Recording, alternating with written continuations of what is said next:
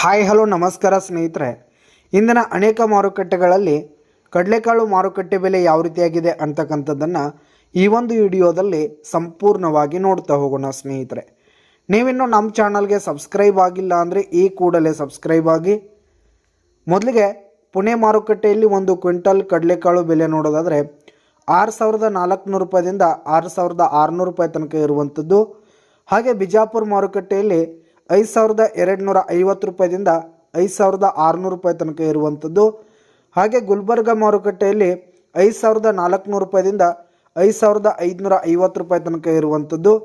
ಹಾಗೆ ಚಿತ್ರದುರ್ಗ ಮಾರುಕಟ್ಟೆಯಲ್ಲಿ 5,100 ರೂಪಾಯಿದಿಂದ 5,900 ರೂಪಾಯಿ ತನಕ ಇರುವಂಥದ್ದು.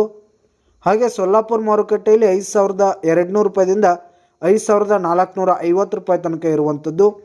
ಹಾಗೆ ಬಾಗಲಕೋಟೆ ಮಾರುಕಟ್ಟೆಯಲ್ಲಿ 5,400 ರೂಪಾಯಿದಿಂದ 5,600 ರೂಪಾಯಿ ತನಕ ಇರುವಂಥದ್ದು.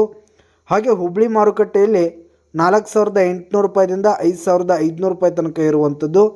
ಹಾಗೆ ಕೊರೆಗಾಂವ್ ಮಾರುಕಟ್ಟೆಯಲ್ಲಿ 4,500 ರೂಪಾಯಿದಿಂದ 4,900 ರೂಪಾಯಿ ತನಕ ಇರುವಂಥದ್ದು. ಹಾಗೆ ಲಕ್ಷ್ಮೇಶ್ವರ ಮಾರುಕಟ್ಟೆಯಲ್ಲಿ 4,500 ರೂಪಾಯಿದಿಂದ 5,600 ರೂಪಾಯಿ ತನಕ ಇರುವಂಥದ್ದು.